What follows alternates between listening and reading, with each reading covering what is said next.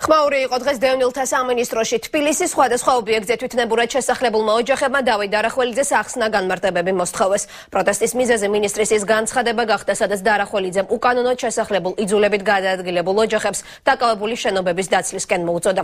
მინისტრთან შეხვედრის მიუხედავად დევნილებმა სამინისტრო მაინც უკმაყოფილოებმა დატოვეს.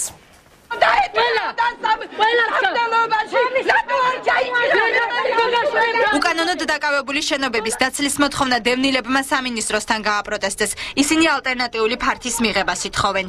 ბატონ დავით დარახველიძე, თუ კიდე რომ იყვეთ მინისტრი, მიხედი ამ დევნილებს. ვითარებაში გასარკვევად დევნილები მინისტრის მოადგილეს შეხვდნენ. მინისტრის მრჩევლის განმარტებით დავით დარახველიძის გუშინდელი განცხადება მხოლოდ ბაქოს ქუჩაზე შესახლებულებს ეხებოდა. შეთანხმდნენ, რომ სამინისტრო თითოეული ოჯახის საქმეს ახალ წლამდე ინდივიდუალურად შეისწავლის. ჩვენი მოთხოვნა იყო, სადაც ვართ შეჭრილები დავეტოვეთ დროებით, სანამ დაგვაკმაყოფილებენ ბინით, მაგრამ გაგვიცხადეს უარი.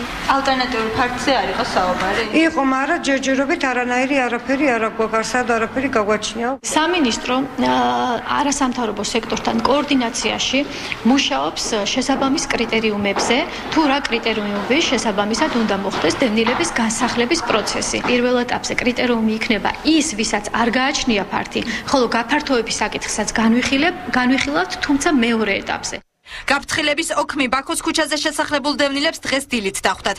დოკუმენტში მითითებულია, რომ შენობა თბილისის მერიის საკუთრებაა. ძველი თბილისის სამმართველო კი უკანონოდ შესახლებულ დევნილებს შენობის დაცლას თხოვს. ყავს 75 წლის ავადმყოფი მეხუთს მოვიღოთ. აი ეს ფორმები ყოველ კვირა არის სხვადასხვა ავადმყოფოებში.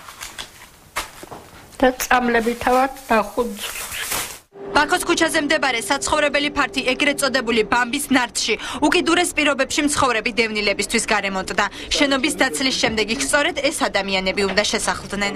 სამინისტროს საბოლოო პასუხი ესაა, რომ უეჭველი ერთ კვირაში გაგიყვანთო და ერთ კვირაში თუ არ მოხდება ჩვენი გაყვანა, ალბათ უკიდურეს ზომებს მიმართავთ და შემშელობას დავიწყებთ. არჩევნების შემდეგ დევნილებმა უკანონოდ 45 ობიექტი დაიკავეს. შენობების ნაწილი ეკონომიკის სამინისტროს, ხოლო ნაწილი მერიის ბალანსზეა, არის კერძო საკუთრებაც.